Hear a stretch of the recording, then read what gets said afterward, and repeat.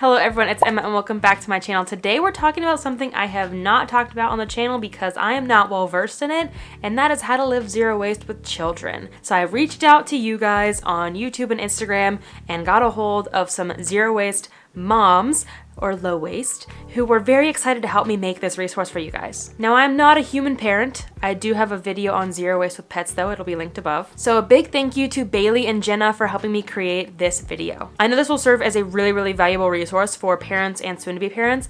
So a huge thank you to you guys for helping me make this. But this isn't just for parents. This is for educators, teachers, babysitters, aunts, uncles, anyone who might become a parent someday, or anyone who interacts with children. So if you're not a zero waste parent, you're not a parent at all, don't be shied away from this video because a lot of these you can use for if you're just babysitting, watching someone's kid, or some of these you can even implement in your own lives. But before we jump in, let's talk about today's sponsor. Today's video is sponsored by Whitebook. Have you ever bought notebook after paper notebook after paper notebook and started to realize just how wasteful that is? Me too, and that's why I've switched to Whitebook. I specifically use Whitebook Scan, and this is a reusable notebook. It works like a whiteboard at your fingertips. You simply write your notes, doodles, charts, or whatever else you need to jot down and connect your Whitebook to your favorite cloud service. I love Google Drive, and I love that I can use Google Drive with my Whitebook. In this way, all of my notes go to the cloud and there is no paper wasted. They also have many different styles depending on your need. If you're an artist, if you work an office job, if you're a student, if you just want to draw and use it for your kids. But personally for me, it helps keep my eco business waste to a minimum. And then I can access my documents forever once they're in the cloud, whether I'm at home, on the go, or at my office job. And now I don't have to worry about buying all these new notebooks like you saw in the beginning. And I don't have to worry about remembering to take my notes with me. But how does it work? First, download the Whitebook app and read the tutorial. You can also go to whitebook.com/instructions for helpful videos and tips. The link will be in the description. Take notes in your Whitebook, open the app, and scan your page once you're done. If you like it, hit the yellow check mark and add it to one of the folders. There's folders A through Y, so there's plenty of space on the app to store your documents. Once you're done scanning, open the folder that you have saved your notes to and choose the cloud service that you want to use. Like I said, I prefer Google Drive, but there's also Dropbox and other cloud services that you can choose from. Log into your Google account or whatever account you're using via the Whitebook app, and then choose an already existing folder that you have created in your Drive, or you can create a new one within the app. Select the folder that you want and make sure your scans are in that folder, then hit the yellow folder icon in the bottom left of the screen to transfer it to your Google Drive. And there you go. That's it. Now you have your notes forever. Once you transfer them to the Drive, they are removed from the app, and then you can erase your pages and start again. Like I said, this is a great swap, everyone from students to working in an office setting to children, artists, and everyone in between. There are also many different styles of whitebooks to choose from. You can browse them on their website. The Whitebook Scan that I have has lined paper, graph paper, and plain, like unmarked paper, so it's great for any use. You can shop Whitebook now with a link down in the description and use code EMMA20 for 20% off your first reusable notebook. The first category we're going to be talking about is pre-baby low waste. Even before you're expecting or soon after you find out, you're going to start prepping for the baby coming into the world. This will be things like a baby shower, gathering clothes and other resources, getting meals ready, and so forth. So for a baby shower, you can ask for no gifts if this is not your first child and you already have plenty of items that you have from your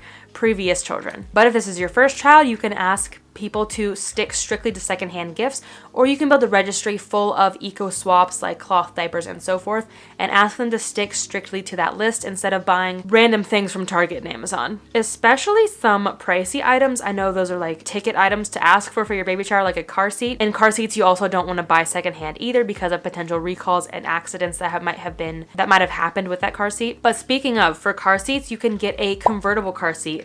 This is a car seat that grows with your child, so that way you don't have to buy a brand new car seat for them every year. Another great gift to give people when they're having a baby is gifts that aren't necessarily like obtainable. What I mean is you can offer to clean someone's house every week for the first few months after they have a baby. You could offer to cook for them once a week. You could set up a meal train for them. You can just come babysit for an hour or so while the new parents nap and take showers and so forth. Gifts don't have to be material items, and honestly, in some of these cases, they might be more meaningful than a physical gift. And if you're looking to set up a meal train shortly after the birth or adoption even, you can ask the participants of this meal train to use reusable casserole dishes, reusable utensils instead of disposable ones. Granted, that means you do have to wash it before you return it, unless maybe you make some sort of deal like, hey, I'm trying to be low waste, but I'm also not going to have time to do the dishes. Do you mind if I give it back to you dirty? But of course, if you have to stick to disposable, do what you gotta do. But this is just one option. Now, the baby has arrived. Let's talk about zero waste with babies. babies grow like weeds, so they go through clothes like crazy. It can really add up money-wise and material-wise, especially if you're trying to keep buying new clothes. You can find quality baby clothes secondhand at local thrift stores or even online.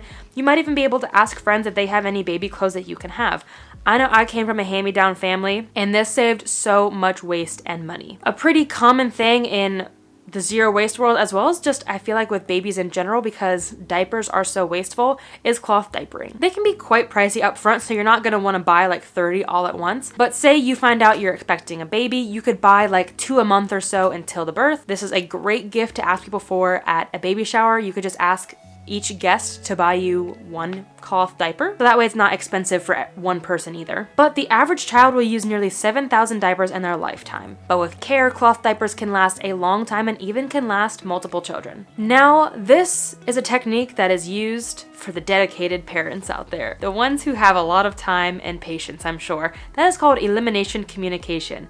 This is essentially potty training your child from birth. Essentially, you learn to read the signs that your baby is about to go. Then you place them on a baby toilet, of course, by holding them, and you let them go there instead of in a diaper. You really don't have to use cloth diapers or disposables. I mean, of course, maybe in the case of accidents you might want to, but you can learn more about that in the link to elimination communication that is in the blog post in the description. And honestly, disposables are amazing, I gotta admit, all across the board. For ease, they're accessible, it's easier to do like if you're out in public instead of like carrying around a dirty cloth diaper all day. If you're really busy and you don't necessarily have time to do cloth diapering, you can still stick to disposables, but instead stick to compostable/plant-based diapers. Now, you might not be able to compost these because it is a biohazard, but the creation of bioplastics is a much better process for the planet than creating petroleum-based plastics. And I'll talk more about that in this video up here, talking about bioplastics versus petroleum-based plastics. Now, if you want to do cloth diapering but you can't afford it, there are a few services out there that you can actually get free cloth diapering kits. There is the cloth option, which is available in the US, and Jake's Diapers, which is available in the US as well as a few other countries. And another standardly disposable item when it comes to babies and diapering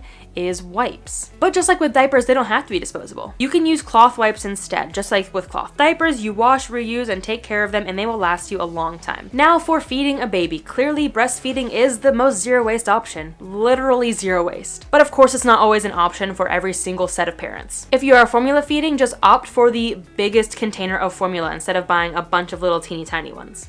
This saves a lot of plastic packaging in the long run. But if you do stick to breastfeeding and you also do pumping, you can get reusable milk storage bags. They're kind of like stasher bags. They're silicone, they're freezer friendly. You can put them in the fridge, you can wash them, and those are much better than the disposable option. Moving on to purees, as you start to feed your baby solid foods, oftentimes parents will get those like squeeze pouches of purees. And those are great, especially on the go, but that can add up in the long run, money-wise, of course, and waste. And if you want to stick to like homemade, more natural stuff, doing homemade is the way to go. You can get some reusable pouches, just like with the breast milk pouches, and wash them, reuse them, and they'll save you a lot of money. And of course, waste. So this zero waste living hack isn't necessarily for like the child itself, but for when you become a new mom after you give birth. You're probably going to be bleeding a little bit, and instead of using the disposable like adult diapers or pads or whatever else, use period underwear. So Thanks actually has like a maternity line, but you can get period underwear from just about any company. I have several period underwear reviews I will leave linked in the description for you. But this is a great way to reduce waste as you are recovering postpartum. Now let's talk about zero waste with toddlers. I've seen many videos on the internet of people offering kids a store-bought toy or something like a paper towel roll, a remote, like a whisk, something, a household item. And most of the time the kids pick the household item. Children really do just want to explore their environment, and you can do so by just using household items for them to play with. And obviously this isn't always the case, and you might want to buy a few like designated baby toys, and that's fine. Toys are super easy to find secondhand, and this is another great item that you can just ask friends who have like their babies have outgrown toys, ask them for their toys. But if you are buying brand new, opt for something like wood or another natural material. Of course, this is not a single-use plastic item, but plastic can break down, especially if your baby is chewing on it. And over the long term, wood, once you're done with it, can go back to the earth while plastic cannot. But there are also a lot of free activities that you can do with children, and this is from children like toddlers all the way up to teens. So you don't necessarily have to just keep buying them toys. You can go to the library, you can go to the park. If you have parent friends. You can participate in a book swap or a toy swap. So this way nobody has to buy new stuff. Nobody even has to buy anything secondhand. It's free for everyone. And you get to keep this stuff out of the landfill. Your kids get to enjoy something new. It's a win-win all around. And then also start young by normalizing secondhand gifts. If your child has a friend's birthday coming up, instead of going to Target or Amazon, go to Goodwill instead. Or have your child even like shop their own toys. If they have a toy that they no longer use, see if their friend might be interested in it instead. And then along the lines of birthdays, avoid wasteful things like balloons, confetti, and single-use cheaply made gifts for the attendees. Next, we'll talk about zero waste living with kids, and I mean like older children. Along with normalizing secondhand gifts, also normalize no gift parties. Instead of having the attendees all buy your child something that your child might not even want to play with, instead just have each parent chip in $40 or whatever and go to an aquarium instead, or a theme park, a trampoline park, laser tag, something along those lines. A low waste activity you can do at home is to involve kids in cooking from an early age. This also can emphasize the importance of eating locally, eating vegetables, and reducing food waste. And similar to that is to teach kids not to litter, of course. I don't think there's any parents out there who are teaching their kids to litter, but it's really, really important from a young age to just get that in their heads that littering is bad. If something falls out of your pocket, pick it up. If you see something, even if it's not yours, pick it up, and just teach them general respect of the planet from an early age. If you're visiting the park, like one of those free activities we already talked about, maybe you see some trash and you pick it up. This is not only setting a good example for your children, but all the children at the park. But also just teach kids to respect things in general, like their toys, kitchen dishes, and so forth. You know, clean stuff, take care of it, don't break it, mend, and so forth, and really just respect everything that we own in order to make it last a long time. Volunteering with kids is also a really fun activity that can be low waste and really set some good ethics early on in their lives. This could be hosting a clothing drive, going to a beach cleanup, attending a soup kitchen, really anything that you find fun for you and your family. If you have the space, start a garden. Now, of course, this also requires a lot of time and energy as well, but I had a garden growing up. That is easily like peak core memory from my childhood. I loved having a garden, harvesting things, cooking things that we grew, washing it, planting. It was all so much fun. But if you don't have the space, joining a community garden is a great place to start too. It is so important to learn where our food comes from, what it takes to grow our food, and learn about our food systems. And we can start with gardening, and what a valuable skill to have as well. And as your children start to get older, and the more they start to understand about the world, you can start watching documentaries and reading books like David Attenborough's A Life on Our Planet, Aja Barber's Consumed, and many other things along these lines. Not only is this a great low waste activity, but you learn a lot doing so as well. And now, eventually, children will enter school, and with that comes a lot of waste, but it doesn't have to be wasteful. I plan on talking about this more come like the fall when back to school is starting to happen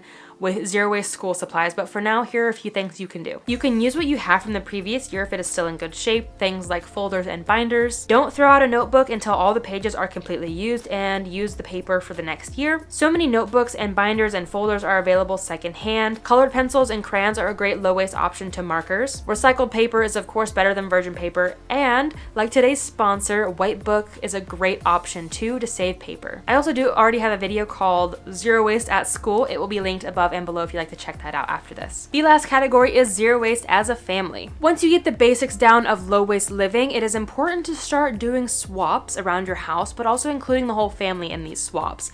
These swaps can be things that don't take a lot of getting used to. Things like a bamboo toothbrush, changing your laundry routine, and even changing your energy provider. So this way, you know, your kids and your spouse don't have to get used to like using a bidet or going toilet paper free or something a little bit weird at first.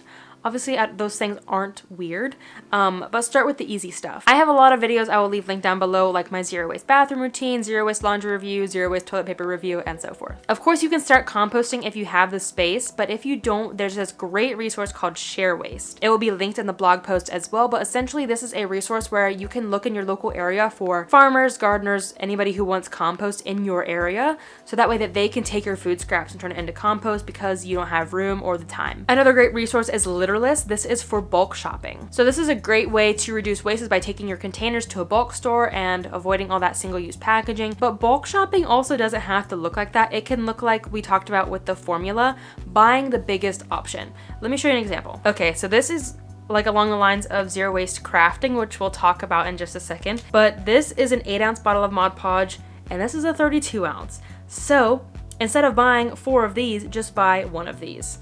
The same goes for things like ketchup, bags of chips, other sort of snack items too. You can also start switching things in your house to reusables instead of the traditional disposables that we love to use here in the United States. Things like paper plates, plastic cutlery, what else? Paper towels, Ziploc bags, and so forth. There's even a company called Replay that makes recycled children's utensils and tableware. And then along these lines, you can also switch to eco-friendly and non-toxic cleaners like dish soap, laundry detergent, general cleaner, like all-purpose cleaner. And then you can feel a little bit more comfortable having your kids help you clean, which can be a fun activity as well, especially if you make it fun. And then of course, just a general tip for everyone really is to make sure that your dishwasher and washing machine are actually full before running them. Like I said, we're gonna talk about zero waste crafts, and I know as a kid, I loved to craft. I still do. And a big way that I remember crafting as a kid was upcycling. We did not buy craft items that often. So my mom really just encouraged us to use what we have, and we upcycled things like tissue boxes, paper towel rolls, pill bottles, and things. It was a lot of fun. It really encourages kids to get creative, and you can also find a lot of craft supplies secondhand. If you haven't already, start recycling as a family and recycle properly. I always say that because recycling is great, but recycling incorrectly is not great. So I have some resources I will leave linked down below for proper recycling, like things you should and shouldn't recycle, how to properly recycle, and so forth. And you can start this with your kids and make sure that you as the parent aren't just in charge of recycling, because this will then ensure that your children grow up to be adults who know how to recycle properly, because you will not believe how many adults I run into every single week who don't know what is and is not recyclable. And that's it. That is all the ways that I have to live zero waste from pre-baby all the way up to teen. I also have a video on how to live zero waste as a teen. I'll leave it linked in the description, though that is mostly geared toward like teens themselves and not parents of teens. But still, if you want your teen to watch that, it's a great video. If I missed any things that you as low waste parents do to make your low waste life parenting easier, better, reduce your waste as a parent, please leave them down below, because again, I do not have human children, so I really don't know the ins and outs of low waste parenting. A huge thank you once again to Jenna and Bailey for helping me write this video, write the script for this video. I know this is going to be a really, really valuable resource for a lot of people, and your help does not go unnoticed. I really appreciate it. And also, a second thank you to this video sponsor, which is White Book. Don't forget to shop White Book with the link in the description, and you use code Emma20 for 20% off your first order. And this is a great way to live low waste with kids. I hope that we can start being the generation of parents who are raising our kids to live eco-friendly lives and respect this planet and try to make this planet a better home for their children. That is ultimately why I started living low waste, even though I still don't know where I sit about having children myself. I would look at all this and I'm like, I don't want to leave this planet worse than I found it for my children and grandchildren, but also ultimately just future generations. I hope that we can instill that message in our children as well, teach them to leave this planet better than they found it. Thank you so much for watching. I really appreciate your time, especially if you made it all the way to the end. I know this video got a little bit long, but there was just so much to cover, so many valuable things. I hope you learned a lot. Don't forget to give this video a thumbs up if you enjoyed it. It helps support this message in this channel. And if you would like to support me in any other way, I do have a Patreon now, as linked in the description of all the videos. And thank you so much to my current patrons. That is all that I have. Again, thank you for watching, and until next time, remember that your small actions have a big impact in the long run. Bye, guys. But before we jump in, let's take a or have their gifts bring a no, we already talked about that. What else? I'm so tired. I forgot that one. Your help and your help. I have a new patron I have to message. Future me, I forgot this bit. Put this at zero waste with babies. Okay.